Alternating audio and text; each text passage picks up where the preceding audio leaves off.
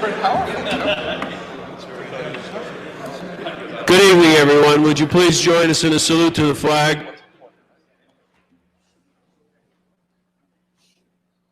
Pledge allegiance to the flag of the United States of America and to the republic for which it stands, one nation, under God, indivisible, with liberty and justice for all.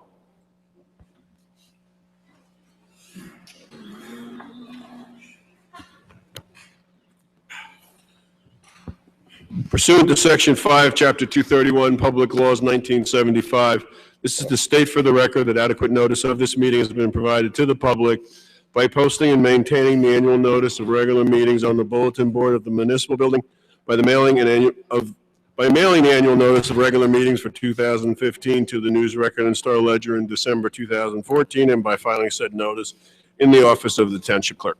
Mr. Brownlee? Here. Mr. Larrier? Mr. Leventhal? Here. Mr. Ryan? Here. Mayor DeLuca? Here. Whereas Chapter 231, Public Laws 1975, commonly known as the Open Public Meetings Act, requires that all meetings of public bodies be open to the public, and whereas Section 7 provides that the governing body has the discretion to permit, prohibit, or regulate the active participation of the public at any meeting, and whereas the desire of this governing body to comply with the provision of this act, same time to conduct its business in an orderly and expeditious manner, now therefore be resolved by the Township Committee, Township Maplewood, does hereby prohibit, except as set forth in the formal agenda, active participation in the deliberations of the governing body by the public, except as otherwise prescribed by law, does limit the public to the observations of the actions and discussions of the governing body at all of its regular and special meetings. So moved. Second. Mr. Brownlee? Yes. Ms. Leventhal? Yes. Mr. Ryan? Yes. Mayor DeLuca? Yes, thank you. Good evening, everyone. Welcome to the December 1st meeting of the Maplewood Township Committee. This evening, we have first order of business is the Valor Awards of the Maplewood Fire Department. So this is always a favorite time of the year for this. And we welcome all of your family members here to joining us. Then we'll have our public comment, the first public comment of the evening. After that, we'll have our monthly Board of Health meeting. We'll have a public hearing on the Community Development Block Grant request to install an elevator at the Woodland. We have a resolution right after that approving the application for that funding. We have one ordinance on final, and that ordinance is to establish a sustainability committee for the township. We have no discussion items this evening. We have a number of resolutions paying cumulative severance liabilities to a retiring employee, approval of bills and claims, approvals of minutes, and then we have reports from a construction code official. I'm sorry, then we'll have our second public comment, then we'll have reports from departments, administrative reports, and elected officials. So with that, we are happy to, as I said, move into our Valor Awards, and I'm going to have Chief Dinkelstadt take care of that with your officers, and we are going to move down there so that we can watch you and shake hands as people get their awards. Okay?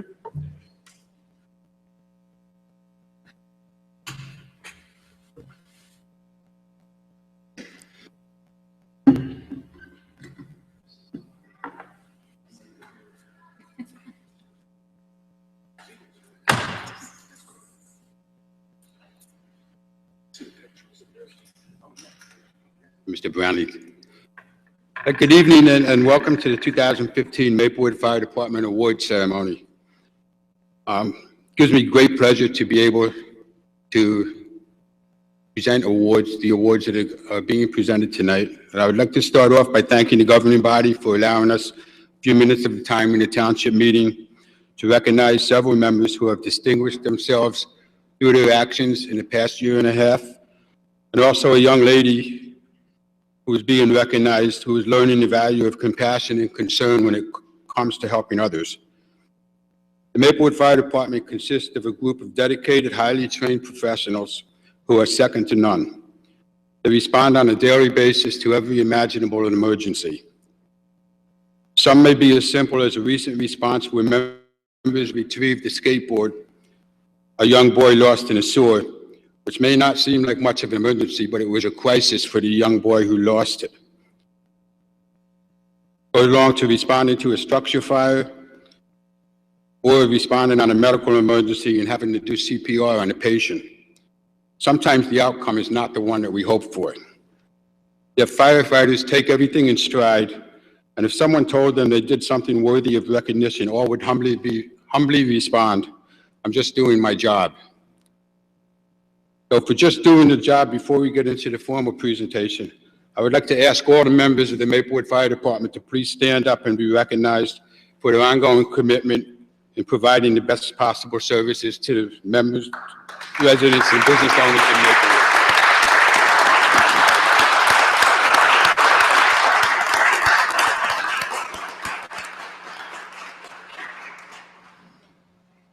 I thank you, and now we turn the podium over to Deputy Chief Joe Callahan, who will be handling the remainder of the ceremony.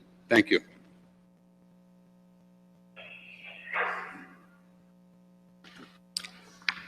Thanks, Chief Digglestat.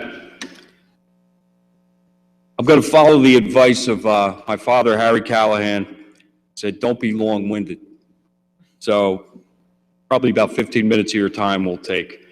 I'd like to welcome everyone to the MFD award ceremony. I've enjoyed being the Maplewood Fire Department Awards Chairman over the last 8 years. Our members have been State Valor Award recipients many times during that span, and for a small department, we are known statewide for our accomplishments. We will honor this evening individuals who have contributed to society, their department, and their profession. With that, I'd like to honor our first recipient, the Civilian Special Recognition Award. Let me describe this young friend of our department. She is a rising 11-year-old resident who is truly civic-minded, an impressive quality for such a young person. In the past, from her own savings, she has donated to Operation Smile and Best Friends Rescue. This past year, she read about another young person who donated teddy bears to his local fire department to comfort children who, unfortunately, needed to be transported in an ambulance. She loved the idea and arranged to purchase teddy bears with her own money for our ambulance, Rescue 36. I am speaking about our friend, Sophie Kessler. It is a special young person indeed who is concerned about other children in their time of need. When Sophie and her assistant, her mother Deborah, delivered the teddy bears to fire headquarters, it made our day. The bright smile on Sophie's face was infectious. The teddy bears are kept on Rescue 36 and have comforted these children when they needed it most. I am sure Sophie's parents and her entire family are extremely proud of her. I would like to now ask Sophie to come up and receive the Special Recognition Civilian Award for the Maplewood Fire Department.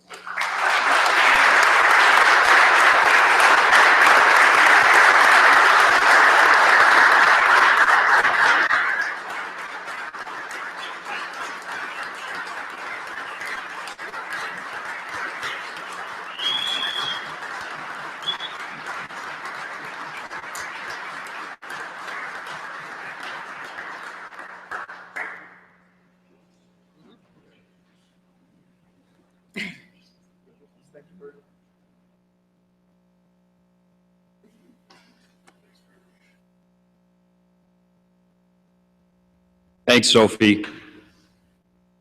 Next, we'd like to present an administrative award and recognize two members of our department who have proven to be invaluable in the day-to-day operations of the MFD.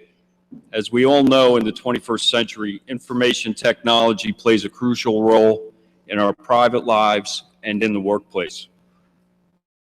The MFD is reliant on this technology to function on a daily basis. Whenever new hardware or software is introduced, there needs to be someone who can explain in layman's terms how these technologies will be assimilated into the fire service in general and for the MFD in particular. These someones are Deputy Chief Walter Nugent and firefighter Alan Bamdis. DC Nugent is our computer coordinator, with firefighter Bamdis being his right-hand man.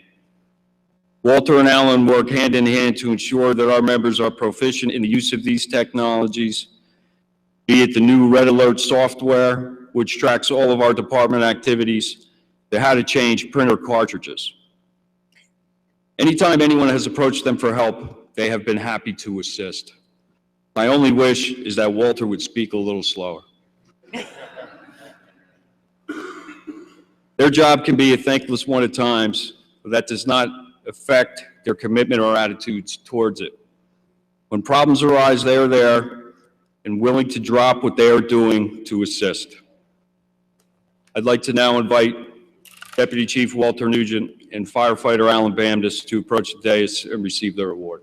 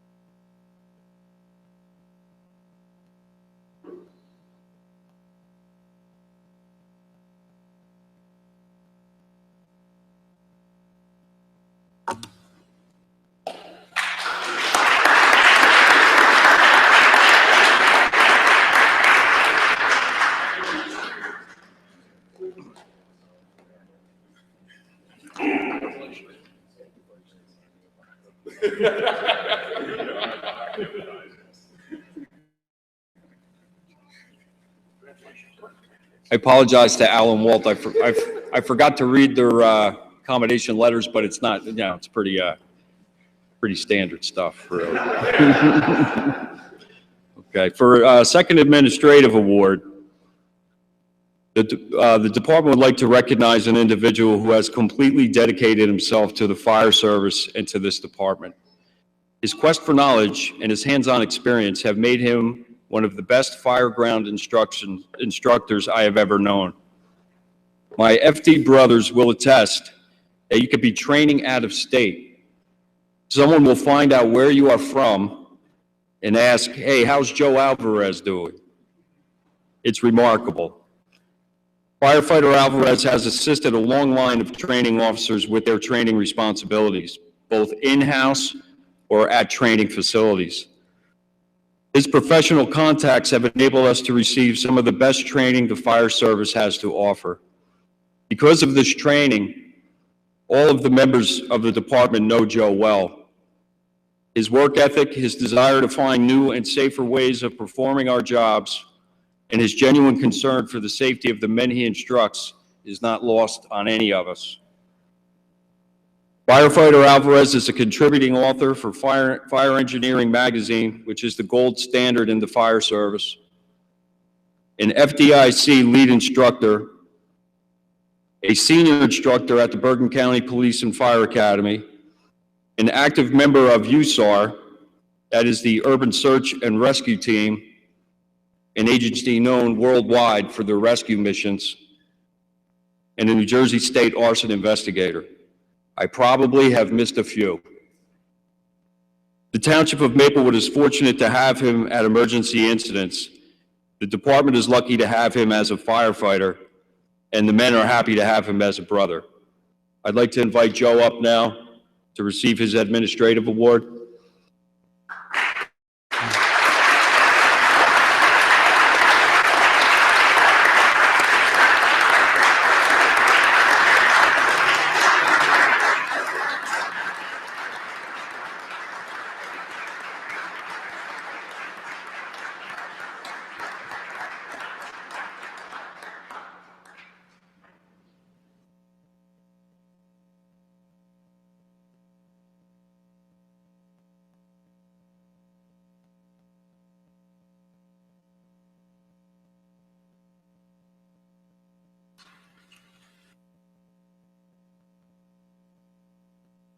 Joey.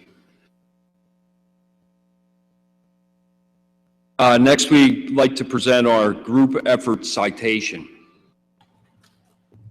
Platoon officers routinely check the roll call when reporting for duty. For one, to make sure the apparatus is properly staffed, and two, to see how many firefighters with experience you have on shift that day. On May 30th, 2014, Dakota building collapsed, and for those of you who are not aware, it was a collapse where one man tragically lost his life in the collapse and one was saved by MFD personnel. The township was fortunate to have 6 firefighters and their officers on duty who possess an extraordinary amount of skill and experience. There were 2 FDIC instructors, a certified expert in rescue jack operations and their capabilities, a Newark heavy rescue veteran, and one of the most professional, experienced firefighters that I have ever worked with. These men combined their capabilities that day in order to save the life of a fellow human being. That is the goal of all firefighters, to save lives. These men were recognized for valor by 3 prestigious organizations: the State Firemen's Mutual Benefit Association, the St. Barnabas Burn Foundation, and the Essex County 200 Club. This incident is now featured as a model for how to respond to building collapse by several national training associations. That is a testament to a successful operation in the face of great danger. I would now like to invite Deputy Chief Michael D. Martini, Captains Kevin Hayes and Rick Salkowski, and firefighters Dennis Wiest and Joseph Alvarez to approach the dais and receive their awards for group citation.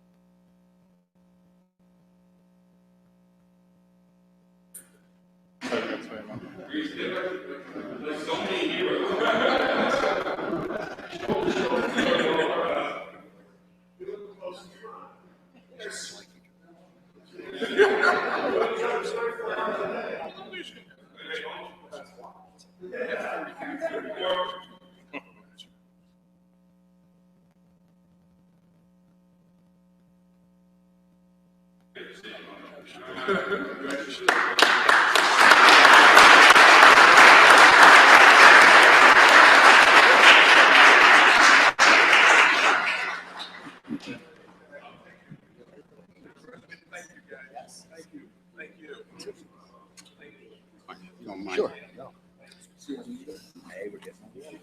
I would just like to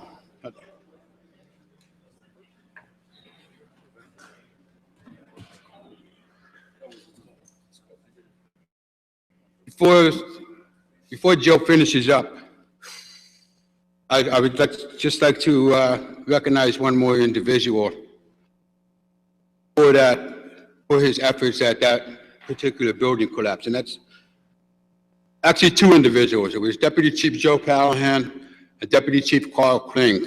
Deputy Chief Kling retired since that incident, and he received a letter of recognition at his retirement party, and a letter of commendation. And I would like to do the same for Deputy Chief Callahan tonight, because without those 2 individuals in the command presence, a lot of things wouldn't have gotten done that did get done. And having those 2 officers as an operations officer and take care of logistics and staffing and public information and rehab and staging that needed to get done, they helped mitigate the incident. And I read Deputy Chief Kling's at his retirement. This says, to Deputy Chief Joseph Callahan, a letter of recommendation in recognition of special personal and professional achievements that go beyond the scope of an individual's normal duties and responsibilities, and whose actions bring honor and distinction to the individual and the Maplewood Fire Department. This award in particular is presented to Deputy Chief Joseph Callahan whose actions and command presence as the staging, rehab, and public information officer at the Coda Restaurant wall collapse on May 30th, 2014, were instrumental in the successful mitigation of the incident.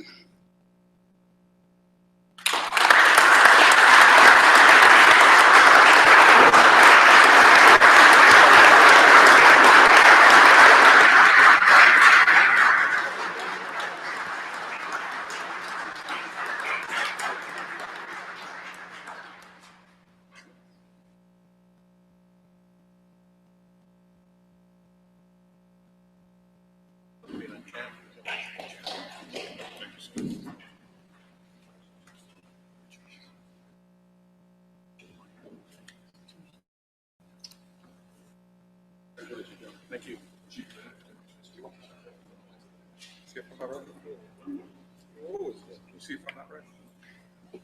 Also that day, just on a brief note, our ambulance was there as well and did a great job of transporting that severely injured civilian.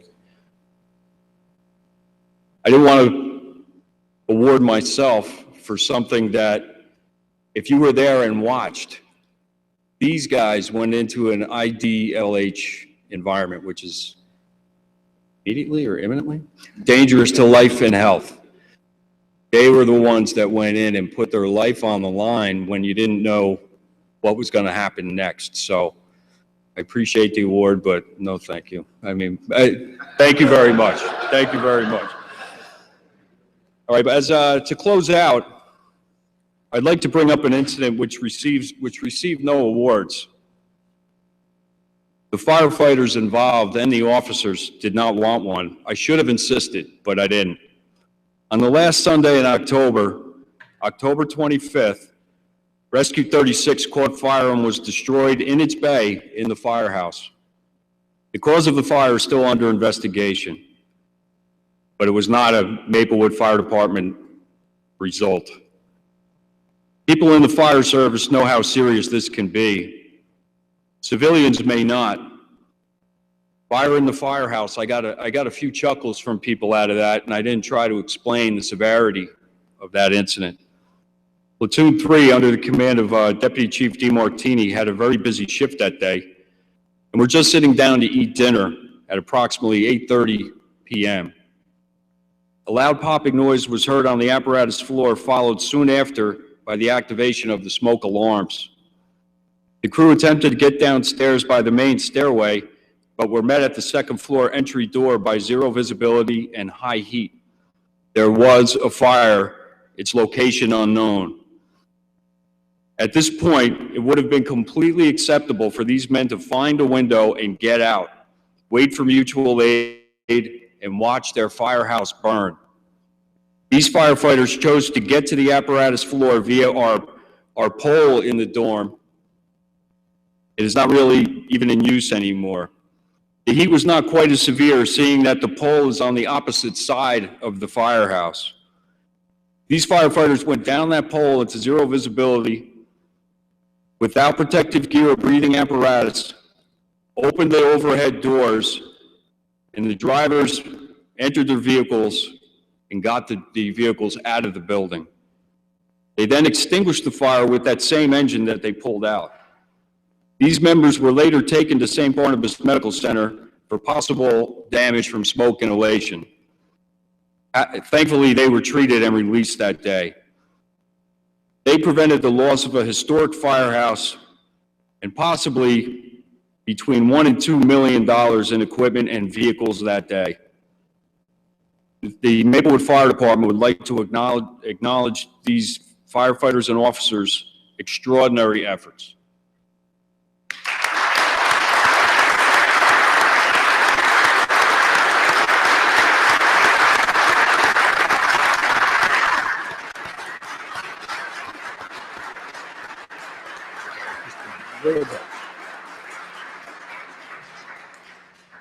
In closing, I would like to offer that we are fortunate there were not more acts of valor. When Valor Awards are given in the fire service, it is because someone is having a very bad day, perhaps the worst day of their lives. In 2015, the Maplewood Fire Department will respond to almost 4,000 emergency incidents. This year, there have been successful defibrillations, traumatic injuries treated, vehicle extrications, and structure fires. The worst part of our job is when these incidents end tragically. The best and most rewarding part, the reason why all of us are here tonight from the fire department, is in trying our best to keep the residents of Maplewood safe. Thank you.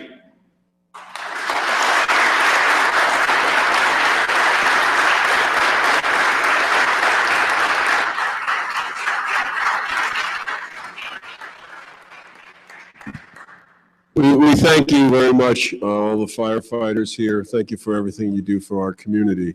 And we're going to take a 5-minute break so you can get out of here and go have some fun. Okay, thank you. Thanks.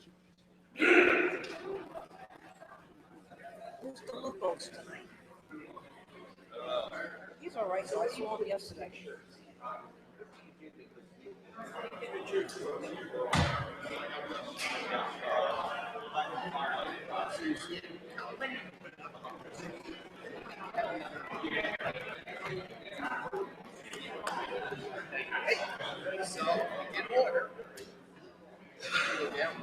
Check it out.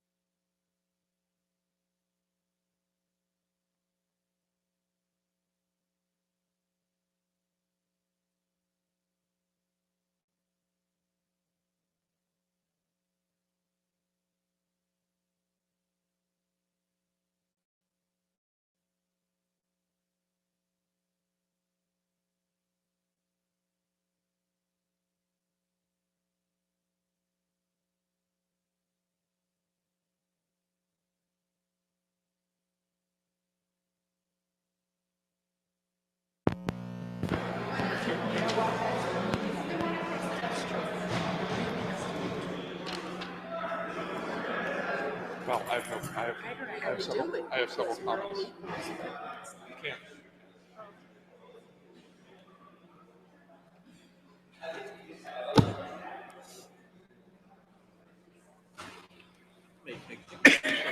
Why don't you? It's free.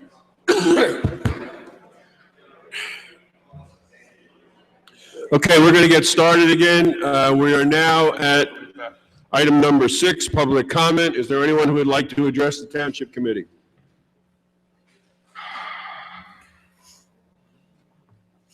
It's nice.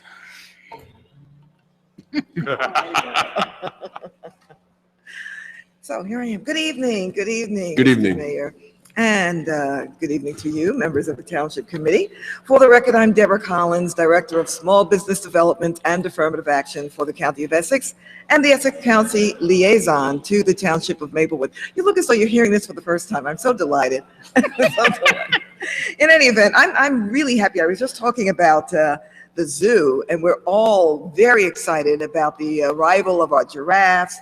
We're getting ready for the holiday season, and in fact, this evening's announcement is about our 2015 Essex County Holiday Lights Spectacular. And spectacular it is indeed. Free admission on the following dates: December 4th, 5th, and 6th, December 11th to January 3rd, with the exceptions of December 24th and 25th. The entire Essex County South Mountain Recreation Complex will be open. That includes Turtleback Zoo. The only thing we're charging for are carousel rides, and that's a mere $2 if you'd like to ride the carousel. We ask, however, that you do make donations of non-perishable food, new unwrapped toys, and new and gently used winter coats for the needy. This is the time of year when we actually do fervently request that our citizens help us to support those who are in need. So we're looking forward to your doing so and coming out to enjoy the spectacular with us. There are a couple of other events in which you may find interest. On November, well, actually, we're now at December 2nd through December 31st, Holiday at Kip's Castle, beautifully decorated. Come out and see it for a self-guided tour of the first floor and experience the holidays circa 1928. There'll also be holiday candlelight tours at Kip's Castle. Take a 1-hour guided twilight tour when the holiday decor signs. There's a $5 advance registration, and space is limited, so please call us for reservations. There's the historic holiday house tour, December 5th and 6th. The times vary. Decorated for the holidays. Historic homes throughout Essex County will open their doors for one spectacular weekend. We like that word, spectacular. Then there's the Sustainable Homes and Habitat Gingerbread Contest. We have a lot of fun with that. There are many county employees, in fact, who actually register for this, and it's always a lot of fun competing for the prize, well, the distinction of being the winner of the most beautiful Habitat Gingerbread Contest. Registration deadline is December 5th. The houses will be on exhibit from December 9th through the 18th, Monday to Friday, 9 a.m. to 5 p.m., Saturday, 10 a.m. to 2 p.m. So we're asking you to create a unique gingerbread house with natural accents and green building design features. Fancy that. Very nice, very nice. These are our announcements for this evening, and we're happy to take any questions if you have one or two or more. Ms. Leventhal. Ms. Collins, you said that I was listening as if it were my first meeting, but actually it's my last meeting with you. I'm retiring, and I want to thank you and the county for making you available to us on a monthly basis. It's been a very nice addition, and I know that we're all very proud when the county governing body comes here and holds their meeting here also. So thank you very much. We're delighted to hear that you will be sorely missed. We thank you so much for all that you do for the residents, certainly of this township, but just for your continuing support of our efforts to bring information to the residents of Maplewood. And we wish you a very happy and healthy and long retirement. Thank you. Happy holidays to you. That's good. We have one problem that I'd like you to, if you could follow up on. Essex County takes care of the maintenance of the traffic lights and signals on Springfield Avenue. And we have a problem with the walk lights and signal on the corner of Prospect and Springfield on the west side. I've given that information to our engineer, who has conveyed it to your engineer. So if you could just follow up on it. The whole light system on the west side, the east side works. So if you press the button, the walk comes up. But on the west side, it just doesn't come on at all. And one of the buttons is actually broken, so. Oh, okay, so it's a button that's probably. It's a button jammed or and broken. the whole light system is out Oh, okay. on the walk lights. Very good. I'll see the Okay. engineer tomorrow, and I will communicate this directly Thank to you. him. You're welcome. Are there any other concerns? Nope, it sounds like it's all happening at the zoo. It is indeed spectacular happenings. Please join us. Thank you so much. for your Thank you. attention. Anyone else want to address the Township Committee? Yes.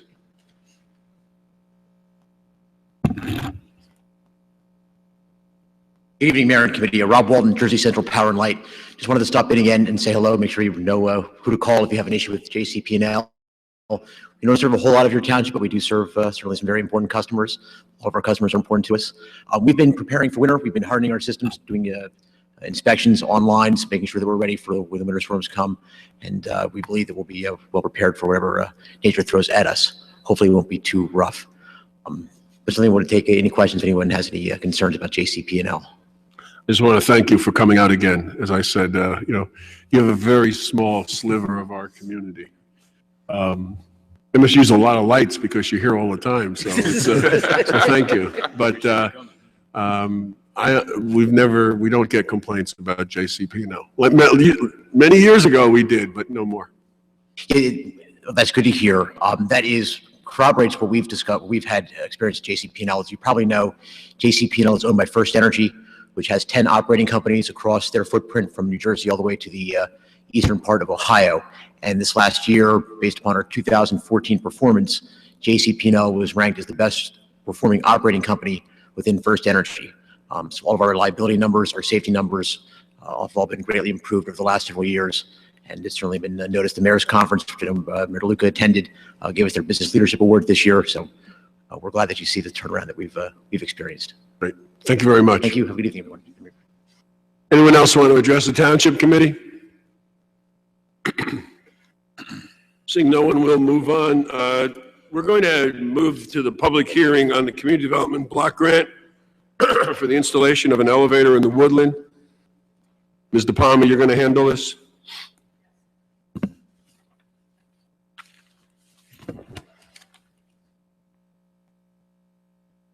Good evening, members of the Township Committee. Annette De Palma, Director of Community Development. So on behalf of the Township, I am requesting that the Township Committee pass a resolution approving an application to the county, Essex County, for Community Development Block Grant funds in the amount of approximately $300,000.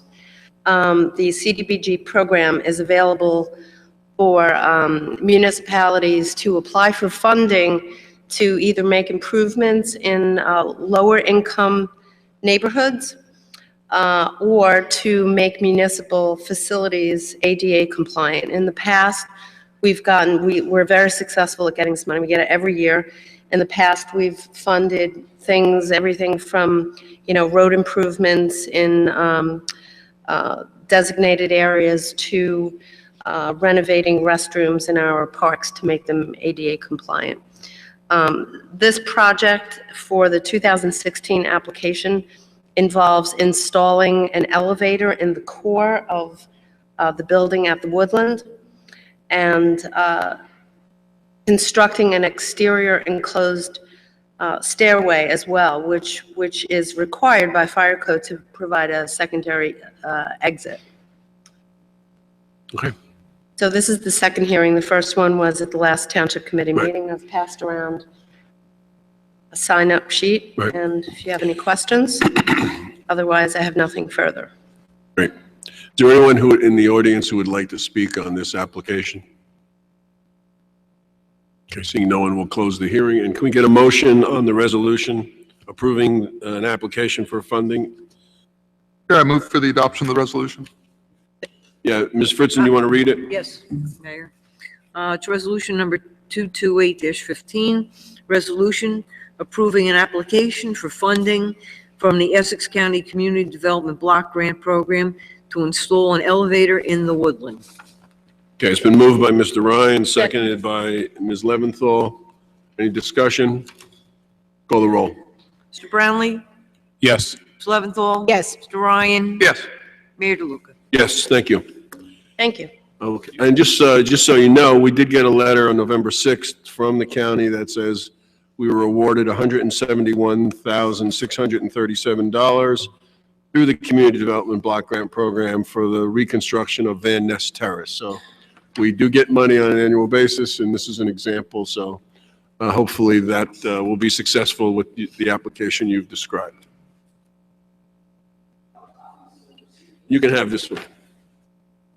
Doesn't have anybody else down there, so I don't know.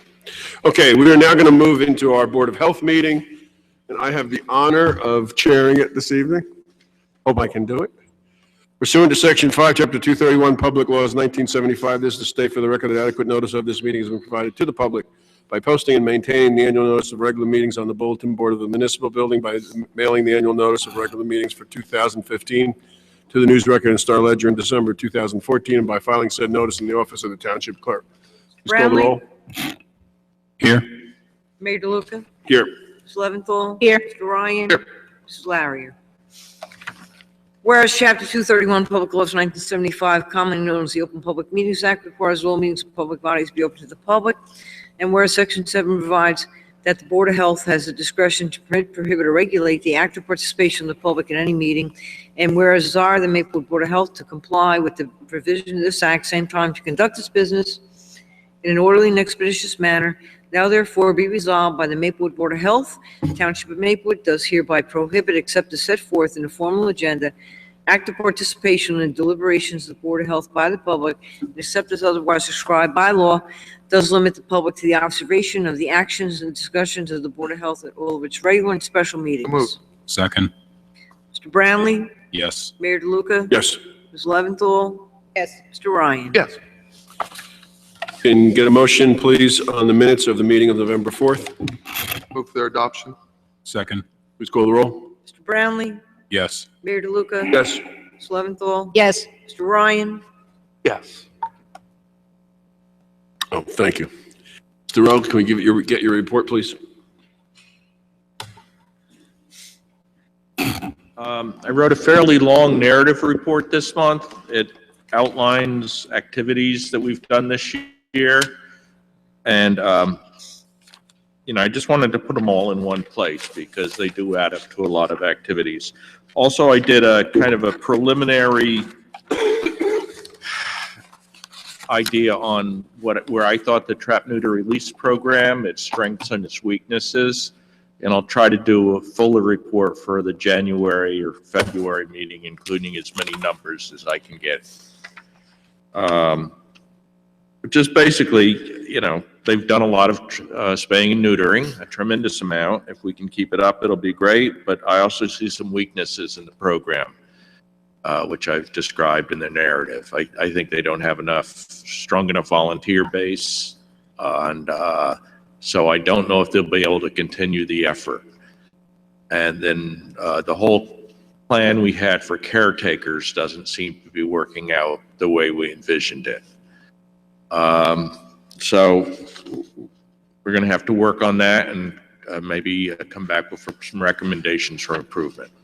Mr. Rowe, is it, you said the volunteer base, is it sheer number of people? Is it the effort required? I think there's lots of people who are in favor of the idea. There were about 250 people at the Furry Hearts Ball a week ago. So clearly it's a popular program, but getting the actual people who will do the hands-on work, there's very few of them, and I'm worried that they'll burn out and not be able to continue the work. Got it. So maybe we can recruit more workers.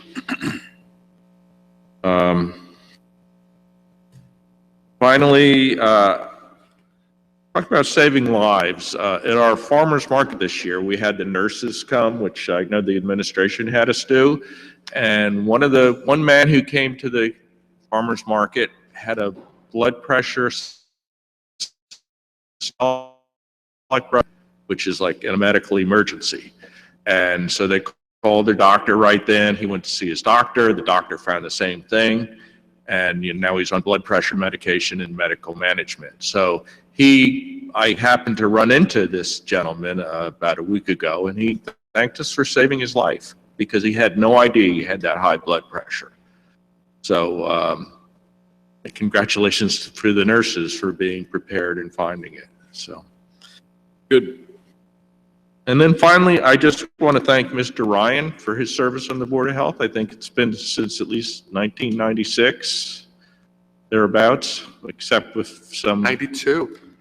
92? Okay, and I think there's one absence for a few years there, but... There was an we interval, won't, yeah. And then Ms. Leventhal, I want to thank you too. You've been terrific. You've worked with us in all sorts of ways, the mayor's wellness committee and all sorts of other projects. Too numerous to mention. So thank you so much for the active role you've taken in helping us with public health. It's been good teamwork. Thank you and your staff. Thanks very much, Bob. It's really been a pleasure. That's my report. Anything from Mr. Rowe? Thank you very much. This is the time we ask anyone if they'd like to address the Board of Health.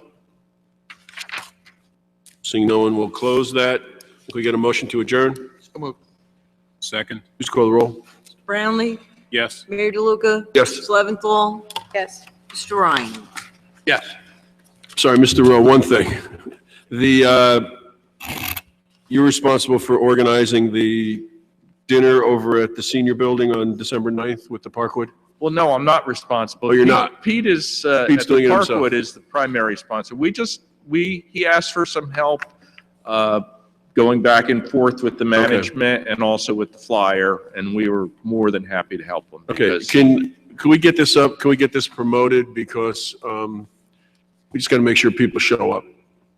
Yes, we've already made flyers for every person in the senior building. Okay, We gave Pete a supply for his restaurant because I know he likes to give them out. all right. Could you make sure that I think she's still there, Ms. Boldanza over at Winchester Gardens? Because a number of those folks wanted to participate in town activities. Yes, And some of them might want to come to this, and they can they can take them over in the van. So if you can get some of these over there to their social service people.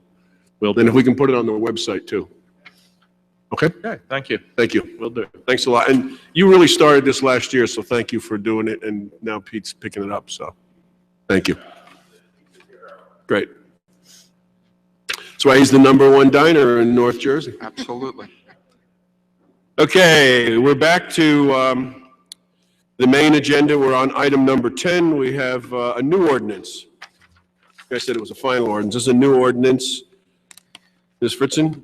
Mayor, item 10, introduction of new ordinance. Ordinance number 2801-15 is an ordinance to create the Maplewood Township Sustainability Committee. This ordinance will create the Maplewood Township Sustainability Committee to assist and give guidance to the township on sustainability principles and practices.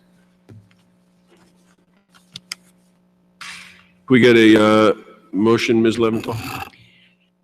Mr. Mayor, move the passage of this ordinance on Oh, I'm sorry, go ahead, yeah. She's right. on first reading. Its publication according to the law in the Maplewood South Orange News Record, and a hearing to be held on December 15, 2015. Second that motion. Any discussion? Please call the roll. Mr. Brownlee, Yes. Ms. Leventhal, Yes. Mr. Ryan, Yes. Mayor DeLuca. Yes, thank you. And we'll hear that on December 15th, which is actually your last meeting. So before this was your last meeting. With Ms. Last time you see she's her because she comes the She first only meeting comes of the every- month. Oh, okay, well, you never know. She might be, something new might be happening at the zoo, so there might be. Mr. Ryan. Okay, who'd like to do the consent agenda motion? Mr. Chair, I move for the adoption of the items on the consent agenda. Second. Any discussion? Please call the roll. Mr. Brownlee? Yes. Ms. Leventhal? Yes. Mr. Ryan? Yes. Mayor DeLuca? Yes, thank you. We're at our second public comment period. Is there anyone who would like to address the Township Committee?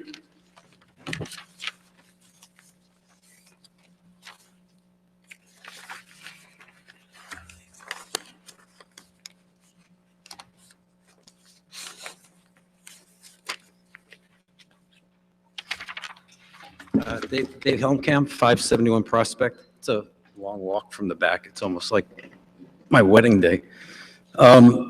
Just a quick thing on the post office and the demolition construction plans.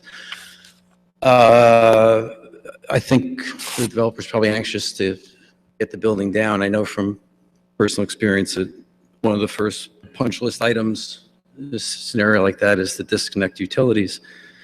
And I just wanted to raise the suggestion that that not be done through the holiday season so that the structure is safe to walk around. And also that perhaps we might even leave some lights on inside since it gets dark early and we have a festive few weeks here. It'd be nice to see the building illuminated from the inside just simply by turning on some inside lights. But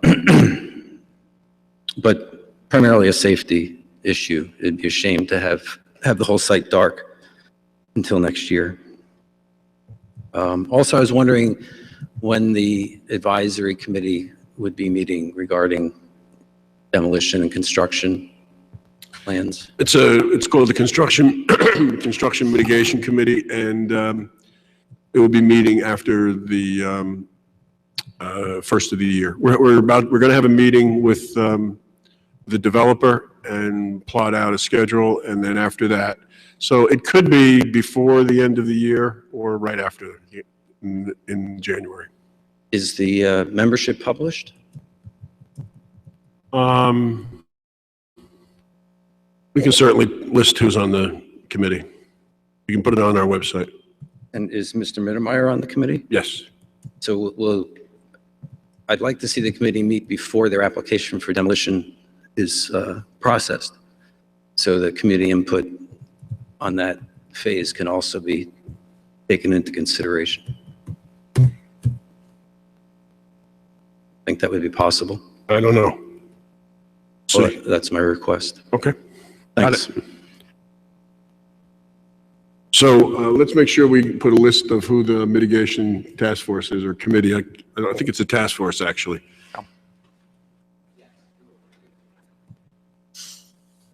Good evening, Inda Sexer, 57 Euclid Avenue, Maplewood.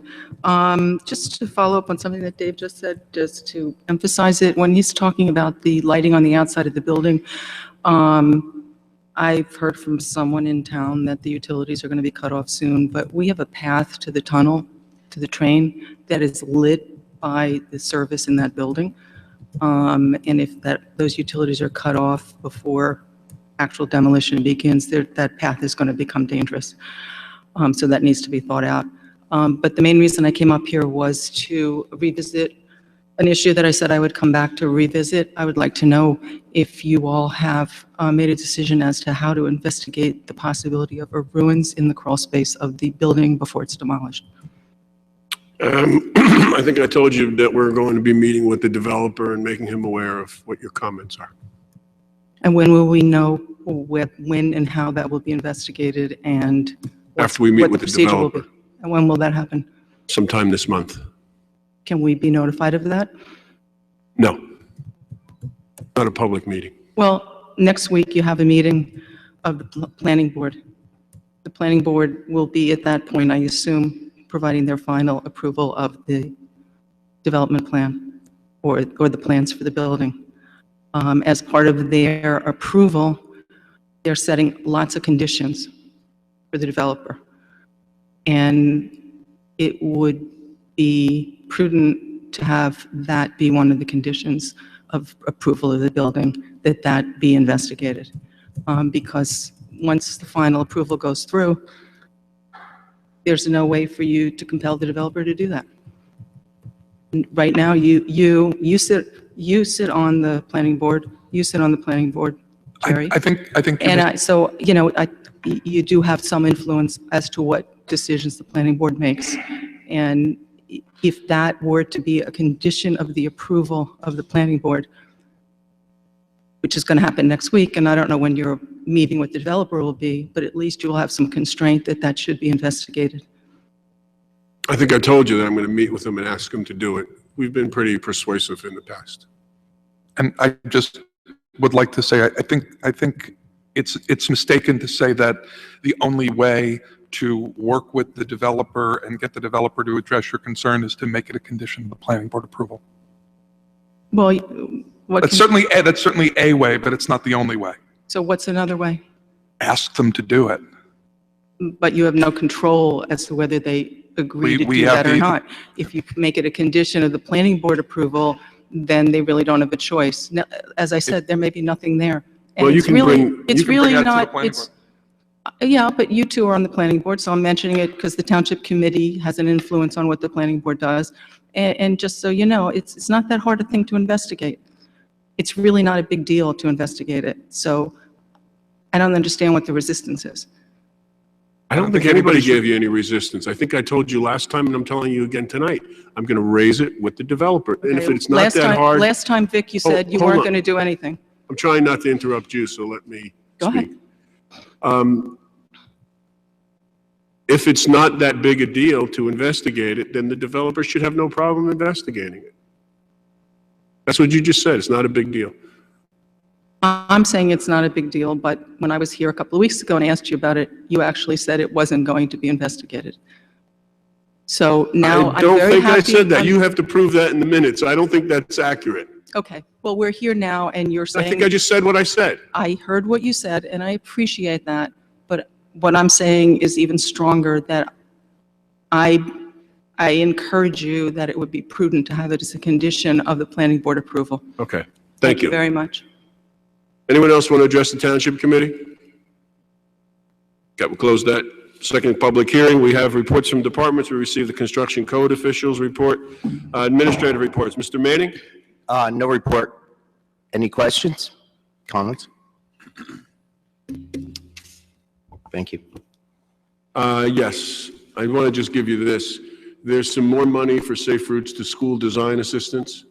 You could pass that along. Maybe we can get a assessment before our meeting Thursday morning from Mr. Malavasi, whether that's viable or not. Mr. Desiderio. Mayor, I have actually 4 items tonight. The first is I'd like to report that on the in the area of affordable housing, the township has filed its declaratory action seeking temporary immunity from Mount Laurel lawsuits. Judge Carey in Essex County signed an order on November 30th of 2015, granting until February 15th, 2016, for us to put together our plan on a go-forward basis. There was some issue as to when the period was going to run and when it was going to expire. This order now clarifies it, gives us till February 15, 2016. In the meantime, the township's planning expert, Community Grants Planning and Housing, is working on it. Megan York, who assures us that she'll have the plan done in advance of the February 15th date. So I think we're in good shape, and I think our experts in that field are doing a good job. So the township is protected in that regard. Second, I'd just like to briefly give you an update with regard to Four Mountain. I received today an email from Mr. Yablonsky that they're supposedly closing on this Friday, December the 4th. I think they were actually supposed to have closed before this meeting. They are not. So he wanted to know his understanding resolution 220-15 is being held. I would like to ask you how we can get the resolution withdrawn. In fact, it's my understanding that we've actually put it out for bid, right, gentlemen? We're advertising for bids. We're advertising for bids. So I wrote back to him. I said, Michael, once you have closed, forward a copy of the deed and your construction schedule, and at that point, the governing body will consider withdrawing the resolution. So that's where that's at. So we may see them on February the 5th, excuse me, on December the 15th with regard to that. When is the date for the response to the bids? I don't know off the top of my head.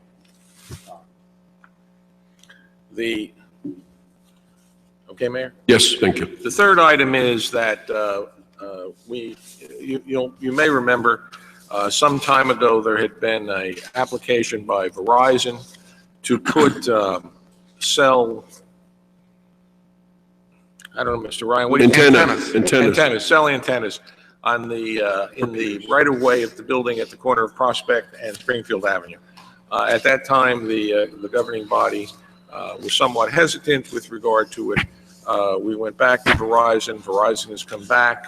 The mayor and I met with counsel for Verizon, Mr. Skolnick, and two representatives from Verizon and an architect with regard to it. There was a proposed layout with regard to them. There would be 12 antennas altogether, 4 on each of 3 sides of the building, not the rear of the building. They explained the need for it in terms of cell service, et cetera. Once again, the reason they're coming to the township is that they need an easement with regard to encroachment into the township's right-of-way. They suggested, if my notes are correct, that they would extend approximately 18 inches above the top of the building and then would go down each side of the building. They need to be anchored into the side of the building, et cetera. There were 2 things that were supposed to be submitted by them. One was an environmental engineering report that would address the issue of radio waves affecting tenants within the building. So that was one thing they were going to supply. And not just in the building, but around the building. Right, and around the building. And the second was, we have a certification presently from an engineer saying that they're safe up to winds of 95 degrees, and we're supposed to get the report that supports that. 95 miles per hour. 95 miles an hour, I'm sorry, 95 miles an hour. Hopefully they don't melt in 95 degrees. 95 miles, exactly, 95 miles an hour. So that left us to the pink elephant in the room, and that is, what are they going to pay the township for the right to do this? They had originally offered $3,500. We certainly don't think that that's enough. I told them that they had paid $25,000 for the lease extension on the cell tower, plus they're paying rent, plus they're paying taxes. So we left it at that with the suggestion that we would go back, the township would go back with a demand, okay, with regard to it, assuming that you're even interested in doing this.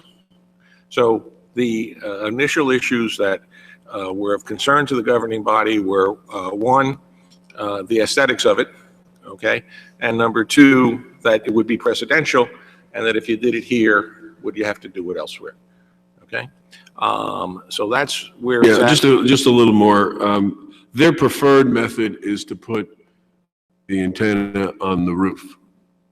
In this instance, the roof is not suitable because of the way it's laid out. The load, they'd have to spread the equipment out to such a degree that it would almost be like adding a second story, a fifth story on the building. So, because each of these antenna has I guess a processor about the size of a refrigerator. So they're going to move the refrigerators or the processors down to another level of the roof. And then they're going to use these areas there. They will paint them so that they blend in with the building. There'll be a maintenance agreement in the easement that they'll have to maintain it. They had initially had the antenna going over 2 feet, almost 3 feet above the building. Now it's down to 18 inches. And those were some of the concerns. As far as concentration, they gave us a map of coverage, of cell coverage, and there is a sort of a donut hole in this area that's affecting some of Hilton, this light blue, some of Hilton, and some of College Hill.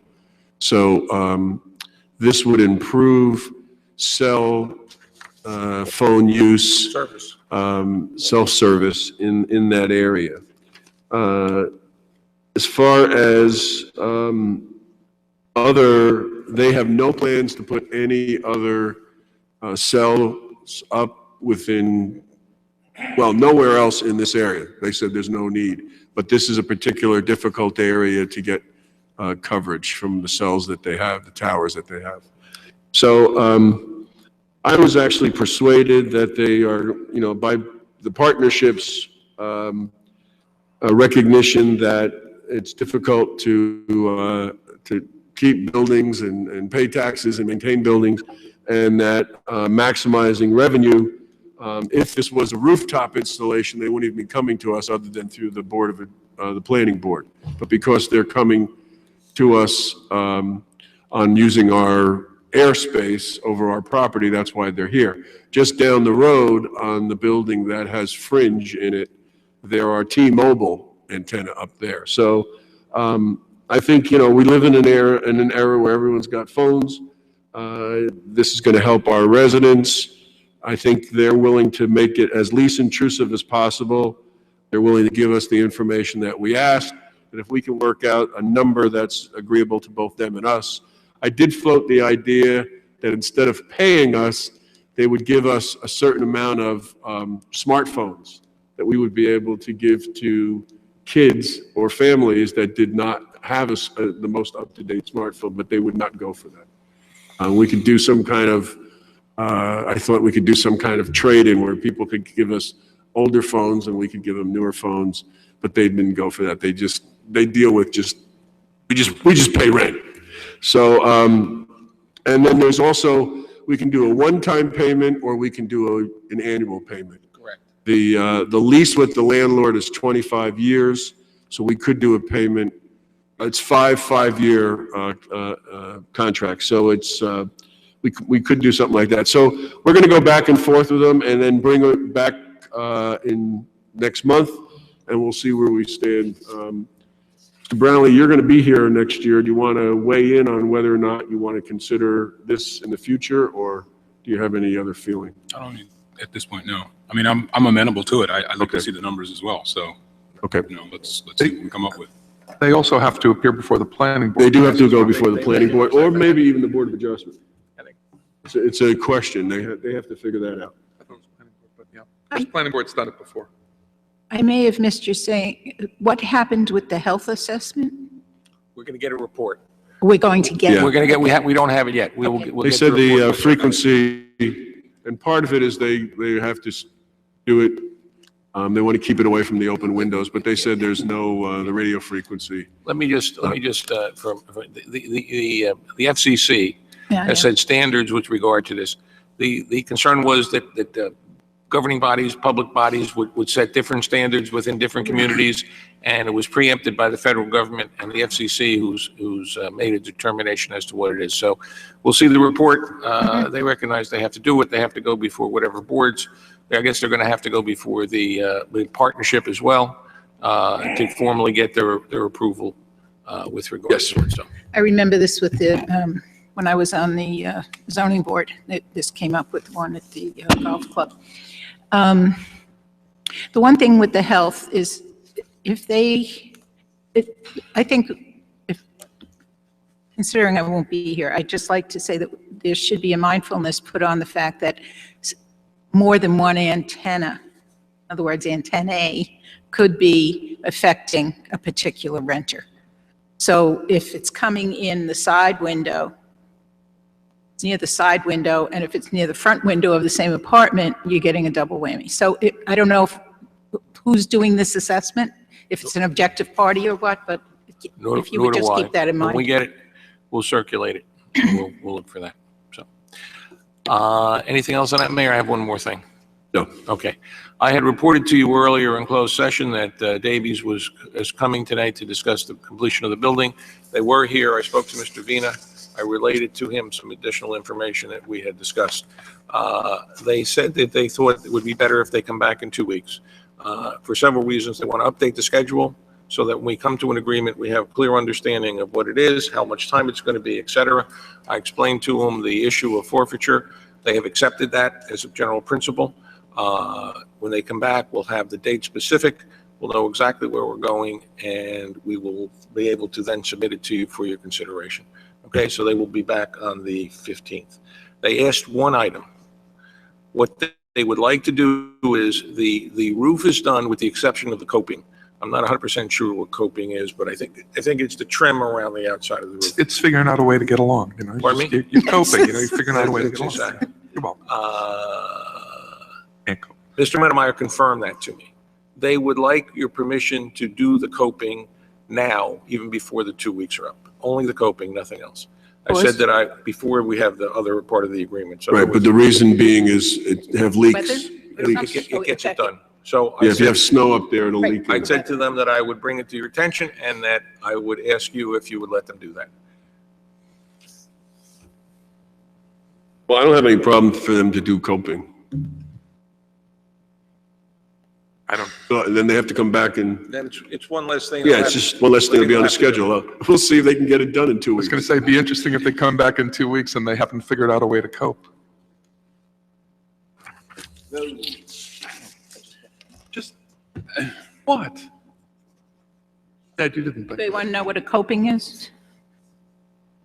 In the molding. It's like a flashing. Yeah. Yeah. Don't say it. Don't do it. Don't do Are it. you struggling coping, Mr.? Yeah, I'm having difficulty coping. Oh, is it Yes, coping I guess with I am. flashing? I I run don't choice of know. words. I guess I'm, no, sorry. Yeah, I guess I'm, okay.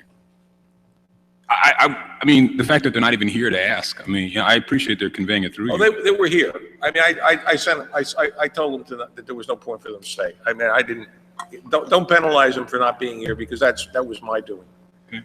Okay, so I would agree to allow them to do coping. Let's just go down the line. Mr. Ryan? I agree. Okay? I agree. You guys can vote. Okay. Okay. I have it. You got enough. You want to vote, you can vote. Okay. I'm not saying anything. Okay. All right, anything else? Don't put me on record. Okay.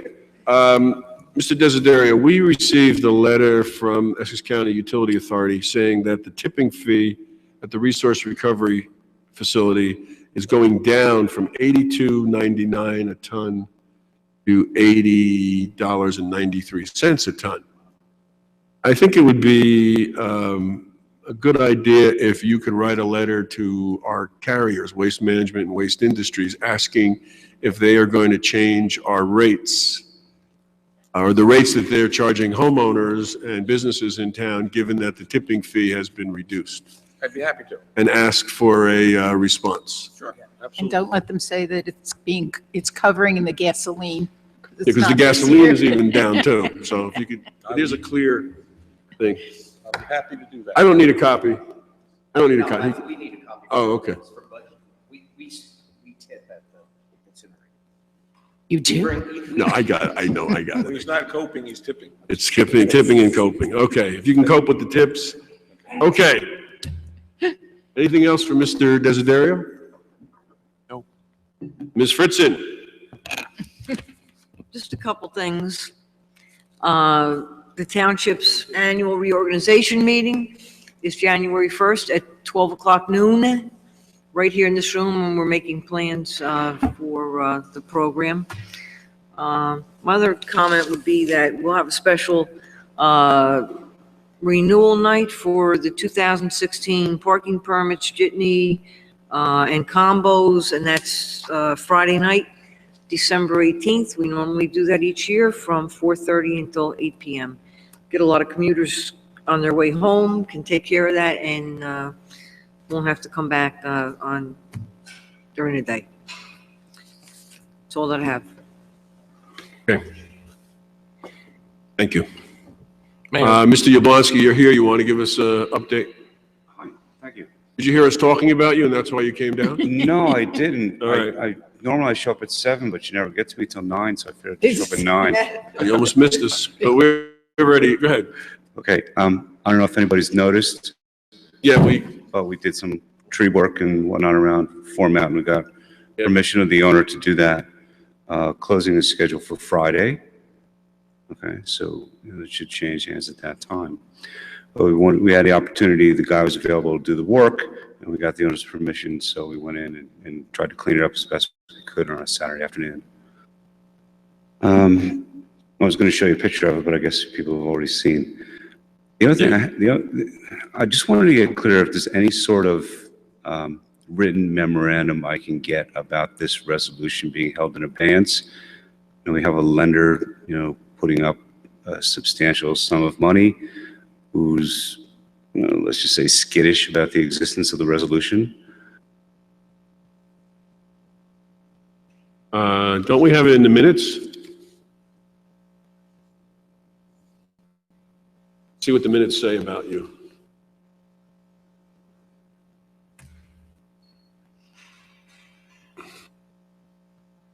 Ms. Fritzen, you have a copy of the minutes from last meeting? Here we go, 11:16, right? Yeah, I don't have them with me. Okay, let's see, you came after the library.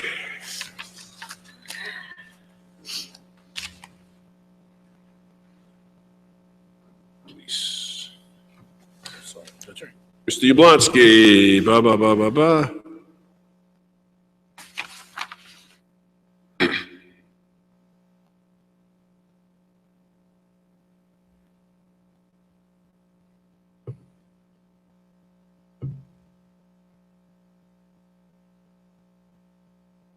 Okay, Mayor DeLuca suggested that the Township Committee hold everything and not spend money, and that the Township Committee has a meeting on December 1st and December 15th, and the Township Committee could monitor the situation.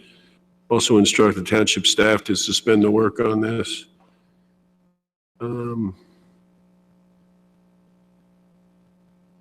There's nothing definitive here about anything that we have done. I think, because it also says that Mr. Manning was doing the advertising and that it was too late to, can't pull the advertising back. Basically, we're not doing anything. I don't know, Mr. Desiderio, you want to send him a letter that says we're waiting for him to close before we do anything? Well, Or not close?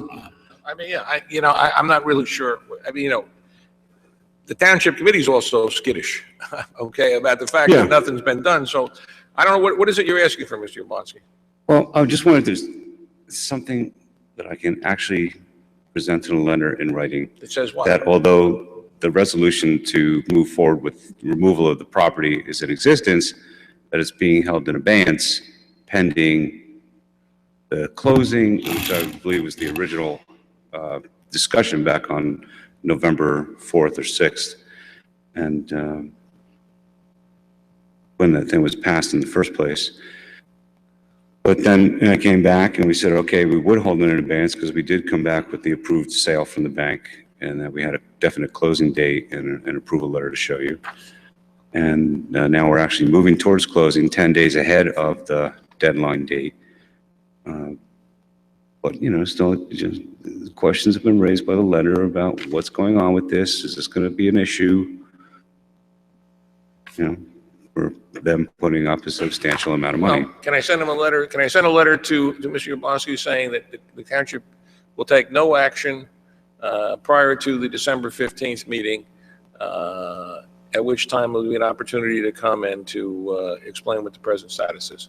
Yeah, because by then we'll have bids, right, by December 15th. Sure. I mean, I'm okay we'll with be able to holding take off. over the property. Of course, we're not going to be able to really do anything until we get the architectural done and get those plans drawn and approved by Mr.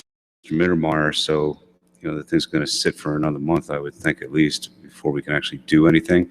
We can get a non-structural demo permit and get a dumpster and start cleaning it out, but that's, you can't do any building until Bob All we want Mittermeier to know is signs you off on closed on the plans. property. We just want to know that you closed on the property. Okay. So if you say we won't take any action until the 15th, Yep. and then if you then close by the 15th, we have the Okay. demolition bids, we can Okay. authorize the bid. And Okay. All right, sounds fine. No, we're trying to wrap this up Okay, now. Get Don't your want to letter wait till the tomorrow. That work 14th. for We want to everybody? get it done now. okay. All Thank you. right, thank you very much. Have a Thank nice you. night. Mr. Brownlee, elected official report?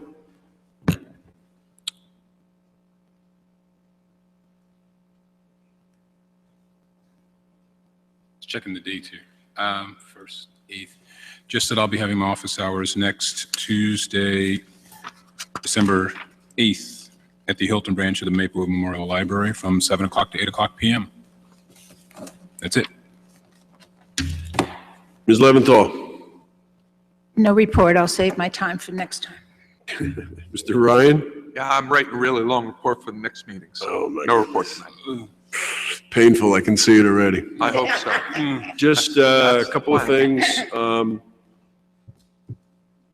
actually, three things. I'll announce again, December 9th from 5 to 7 p.m. in the Maplewood Senior Building on Irvington Avenue, 564 Irvington Avenue. The Parkwood Diner is having a senior holiday party dinner.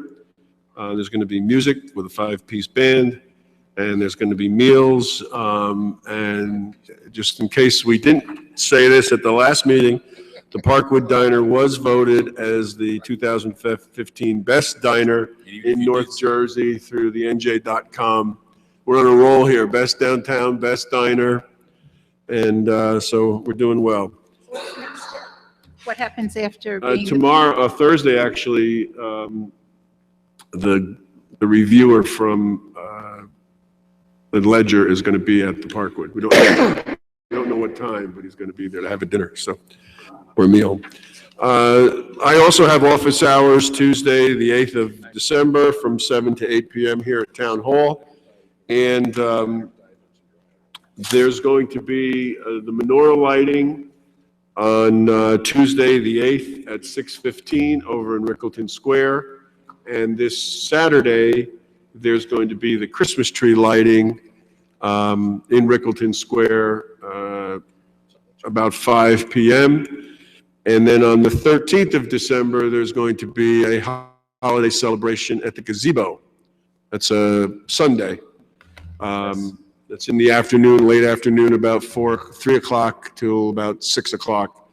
There'll be music there and things to eat. We'll be lighting a Christmas tree, a menorah, and a canara for Kwanzaa. Actually, the menorah will be lighted on the first day of Lit, Hanukkah. that's right. It'll be already. lit. So we'll have that lit already because it's early this year, right? So that'll all be up there, but it's a fun time. Dress warm, although who knows with global warming, everything seems to be pretty warm here. So, but dress warm. It could be cold up there, but the music is hot, so you'll have fun. And then just on the affordable housing, today I attended a conference that was sponsored by the Michaels organization down in Somerset. They're down actually in South Jersey in Burlington County, but the conference was in Somerset. And we were talking about affordable housing and senior housing, so I'll be following up with them and seeing if there's any possibility. We're going to be having a meeting in early 2016. This was actually a contact that I made at the League of Municipalities, so there's some of that networking does pay off. So if there's nothing else, we get a motion to adjourn. Second. All in favor? Aye.